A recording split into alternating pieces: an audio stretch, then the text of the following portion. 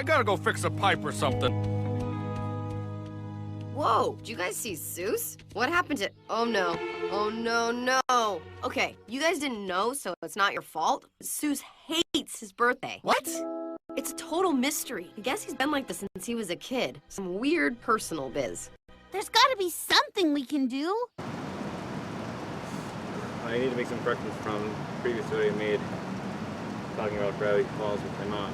See, first of all, yeah, Shermie is, you know, the younger sibling of Stanley and Sanford Pines. Shermie is actually Mabel Liver's grandpa, not their grandfather. Stan is still, Stanley is the one who was introducing Corey to the family. Mabel Liver, Shermie's grandkids, and Joseph Stanley. Second of all,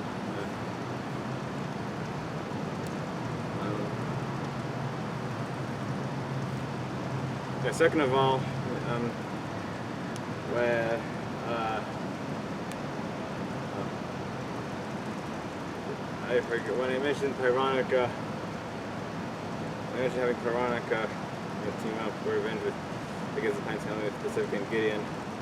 I forgot to mention another weirdly good monster that I also wanted to join them. Hectorgon. You remember Pyronica and Hectorgon from the only playing this person weekend part 1, right?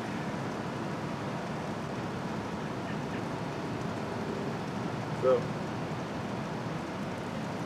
Pacific and Gideon were to rescue Pyronica and Hectorgon through one of the dimensional rifts that Ford mentioned in the end of Weird Weekend Part 3. It would be the perfect opportunity to reunite all three voice actors in Gravity Falls who used to be writers for the Marvelous Misadventures and Blackjack. In fact, Rowe and Desmond Guasquino were also voice actors in the Marvelous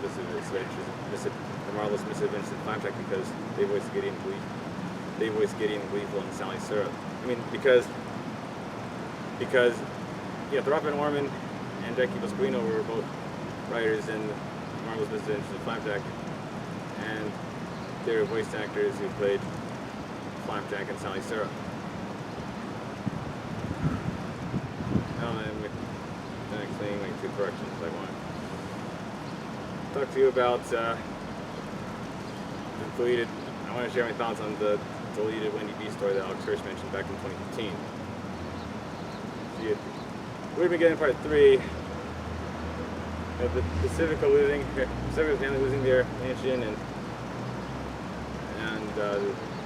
Stan and Ford searching around the world for more monsters to fight and dimensional rifts to blow up. Both felt like very promising plot points. Could have said Great Falls, but I too wish Great Falls could continue and have their season. But for many years, I wasn't sure about how I wanted to help Alex Hirsch at Disney Channel continue Great Falls or how I think they should continue it. But after 6 years now, I've really had a lot of time to contemplate, look back on 10 years of Gravity Falls, and find good examples set by other newer cartoons that came after Gravity Falls. I now know how I would wish Gravity Falls could continue the 3rd season in Piedmont. I think, yeah, because Star vs. the Forces of Evil and Amphibia began with the 3rd season. Because Star vs. the Forces of Evil and Amphibia both had a 3rd season in which we return to Star Butterfly and Boon Choi's original home neighborhood and get to know more about their family and other people who live in their home dimension. I believe it would be very fitting. I would think it would be a very fitting continuation of Gravity Falls, and Alex Hirsch did the same by giving Mabel Dipper the 3rd season in Piedmont and introduce us to their parents and grandparents in Piedmont, including the grandparent who is Stanley and Stanford's brother. I want to know about his relationship with them before and after the Grand Stakes kick off the times.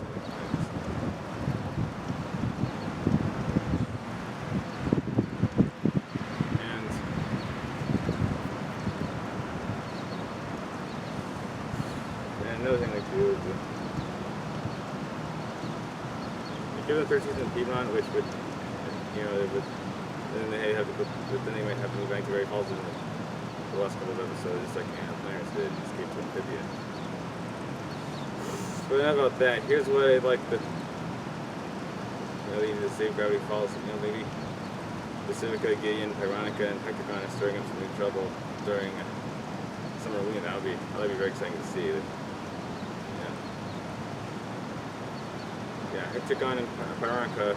If Pacifica and Gideon passed their dangerous mind games and got Pyronica and Hectagon to be their friends, or like first episode of Good Vicious Willie and Mandy,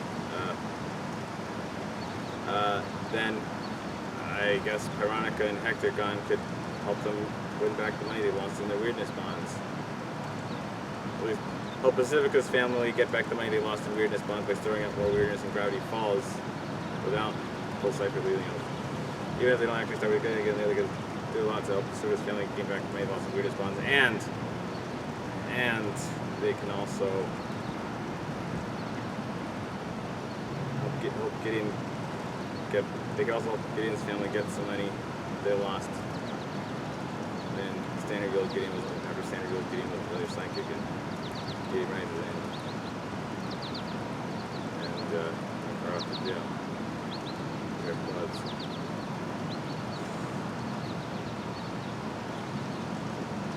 But enough about that. Now I want to talk about Now I want to talk about Wendy's Untold Beast story that Alex Hirsch mentioned at the convention in 2015. Most episodes of TV you have an A story, which is the main plot, and then you have a B story, which is the second plot, like this sort of simpler one. We had a B story that I absolutely loved, where Wendy has basically been taken to task by her dad for always getting into trouble. You know, her dad's this big manly lumberjack, and he's like, you know, like you keep getting into trouble, you keep breaking into places and hanging out with these hoodlums, you're grounded, and she's ticked off. So while she's ticked off, she shoplifts some stuff from the Mystery Shack. And Uncle Stan has surveillance, and he catches Wendy shoplifting, and he calls her into his office and he's like, Wendy, we gotta talk. I saw you stealing chocolate bars and snow globes from the shack. And she's like, oh, I'm so sorry, Mr. Pines. I know I'm in trouble. You're gonna fire me. He's like, no, you've got a gift. You're the best thief I've ever seen. You and me, I've been waiting my whole life to discover someone who's as good at pickpocket as I am. Don't you realize we could go out there, we could knock down a bank or something. We could do this big time. And she's like, really? You're not ready yet. Dak and Daxter made some very good storyboards for it, as you can see, and here's the real reason why I wanted to talk about that in this video. Since Alex Hirsch mentioned it was a B story, that probably means it could go with an episode that only has an A story, no B story, that already exists with the other three main characters of Gravity Falls. I guessed that Wendy's Untold B story was most likely going to be part of Blendin's game because Wendy shoplifting with Stan and trying to steal a diamond, it has a few similarities to the A story of Blendin trying to escape from time prison, from the penitentiary, and then Mabel and Dipper having to battle him and Lobnar, and Mabel making a run for the Golden Time War. But it'd be kind of cool to see that next to Wendy making a run for the diamonds. Very close to I just watched a video by Danticat about why Wendy was underutilized as a primary character, and sadly we never even got to see. You get to know.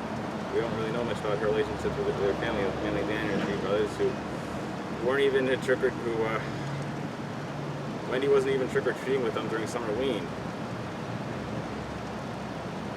It'd be very cool to see Wendy have a fun with mainly Dan. I don't believe anyone who tells me that Alex Hirsch said that Wendy was too perfect to give any threat her. I'm sure Alex Hirsch could have made some storylines focused on Wendy that could come close to being as interesting as the storylines that Soos has gotten in Carpet Diem, Soos and the Real Girl in Blendin's game.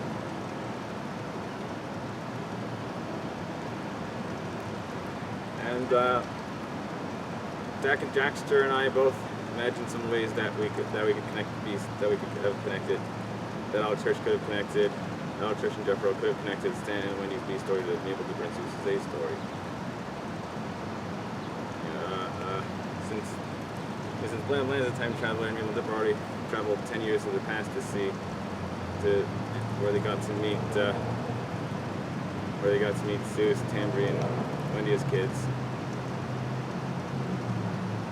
Maybe there's also some way we could use time travel to Blendin and show Wendy what the future would be like if she obtained the shoplifts 10 years in the future, which I'll get to that again. And I also thought there are other ways and I also had some thoughts about that. Maybe when Soos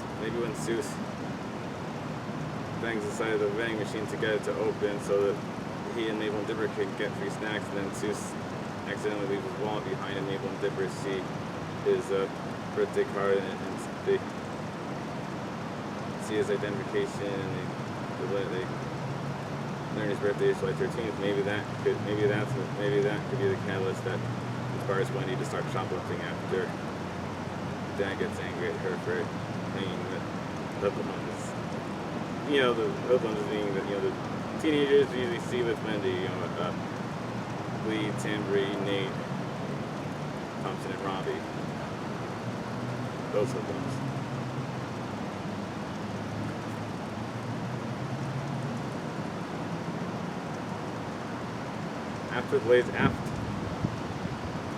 After they played a little laser tag with Soos on his birthday, and Mabel and Dipper were arrested by Walt and Lundgren after Blendin helped those two guys find kids.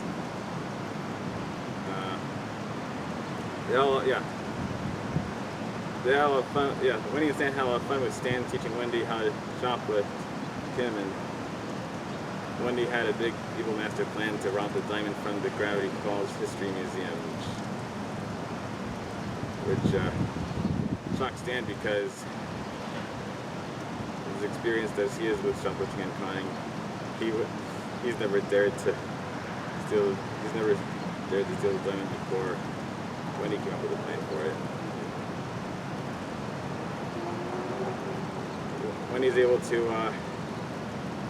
Wendy takes out Deputy Derlin and Sheriff Clubs, but then she gets caught by a third museum security guard who Alex Hirsch should specify. Maybe Dak and Jack should just maybe Dak and Jackster just threw Toby Determined in there because Alex Hirsch should have a third security person stop Wendy Vine, and so basically the third security guard who stopped Wendy was to be determined, which also sounds like Toby Determined's name. But regardless, I think it's nice that Dak and Jackster wanted to give Toby Determined to win in Blendin's game after he humiliated himself with that horrible dance at Mabel Dipper Kenny and Brenda's surprise birthday party for Soos.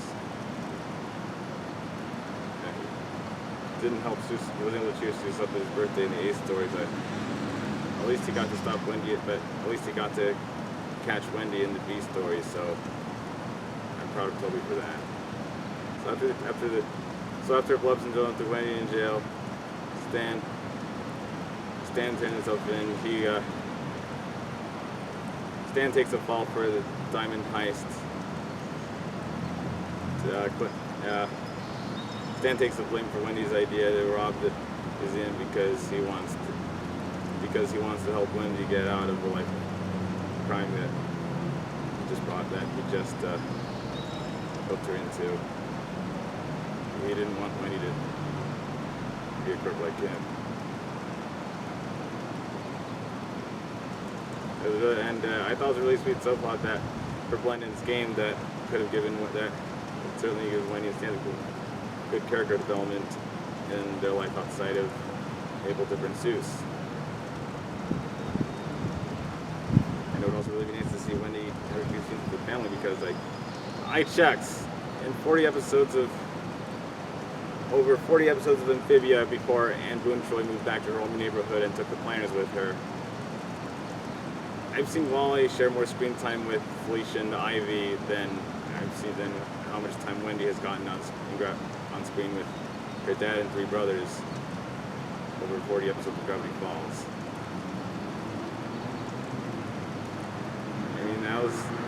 That was just Stan the Talking Dog silly fan theory about Wally, about One-Eyed Wally being Ivy's Sunday's father.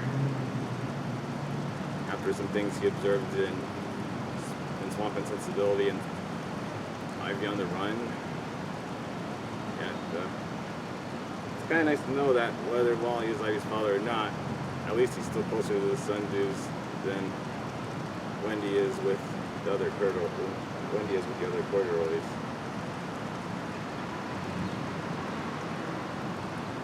If we got to see, if we actually did get to have that beast, if Blendin's game actually did have time for that B story that begins with Manly Dan telling off Wendy for hanging out with a bunch of hoodlums, and then Wendy playing a banjo at the end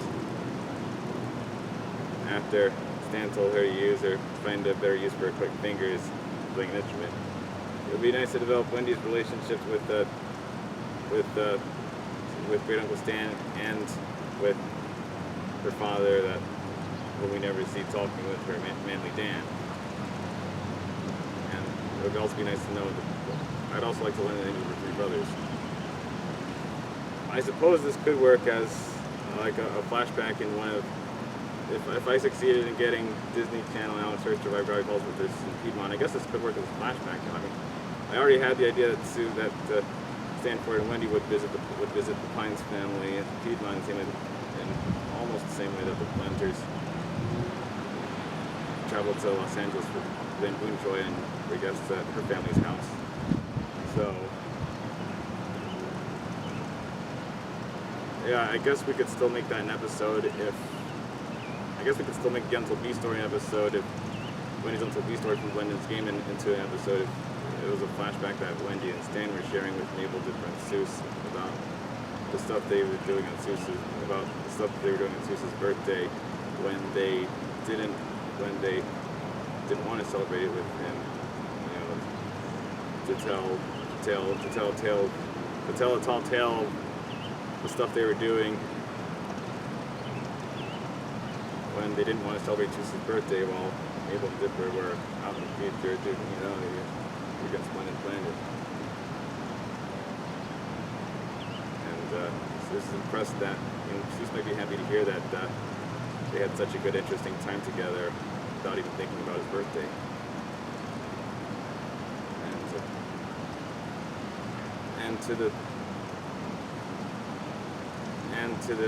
So if Gravity Falls had 3rd season in Piedmont, it would be very nice to finally get back some missed opportunities to develop Wendy as a character and to have Basilica and Gideon team up for revenge against the Pine family with two of your favorite monsters, who might be 2 of your favorite monsters from Way Begetted.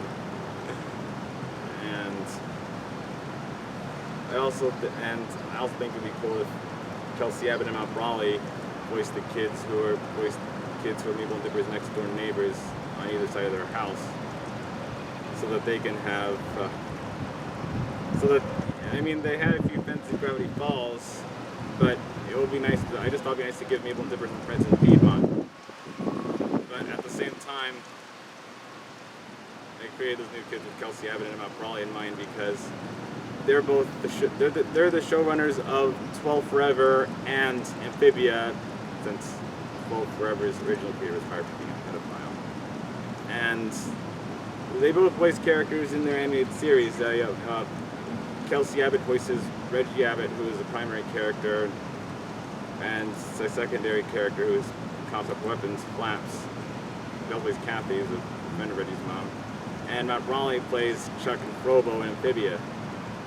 So, yeah, my point is, Kelsey Abbott and Matt Brawley, who are both voice actors and in the cartoons that they ran, which will start in 2019, they were both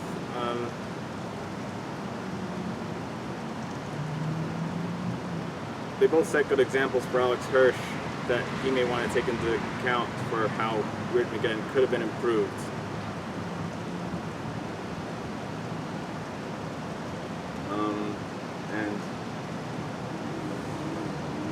yeah, Kelsey Abbott and Matt Brawley both have this pivotal story, which, I mean, the thing is, in 12 Forever, Reggie Abbott used to be a nice, cheery girl, but then she turned out to be a selfish jerk who wouldn't let Esther Hawkins and Todd have what they want, and Esther was brave enough to call her out on it in Todd Forever. I really wish Monica Rambeau had done the same for Wanda Maximoff in the last episode of WandaVision, instead of saying, "They'll never know what you sacrificed for them," because they know sacrifice is the right word to use when Wanda is obviously the number one.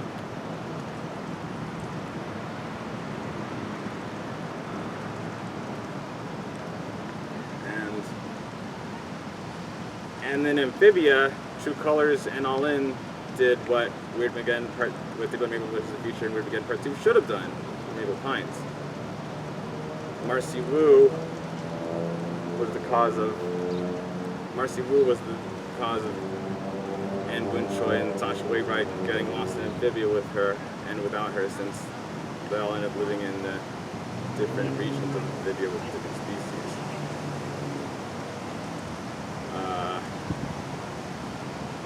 So, yeah, if Kelsey Abbott and Matt Brawley got to be voice actors in a future third season of Gravity Falls set in Piedmont,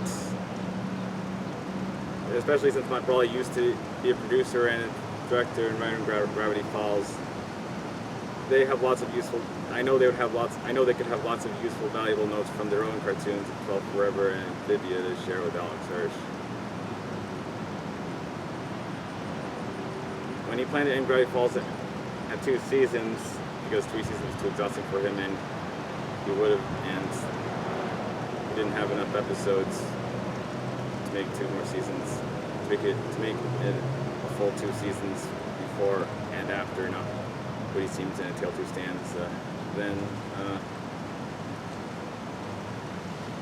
yeah, it probably would have been a good idea to, I think,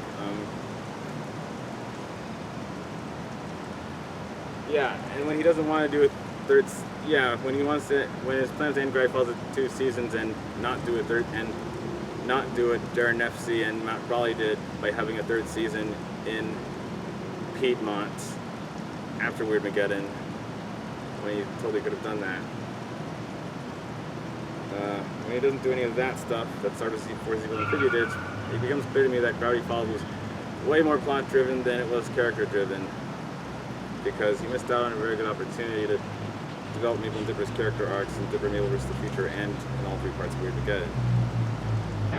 And so basically it's like Wendy and Stan bonding, essentially, you know what I mean? And Wendy discovering she has a talent, and that maybe even though her dad is annoying, telling her not to get in trouble, then like maybe she can use that same energy for something better. We love this B story, right? It's very sweet, right? Isn't it sweet? I find there's 2 fields in this crowd listening to that story. I mean,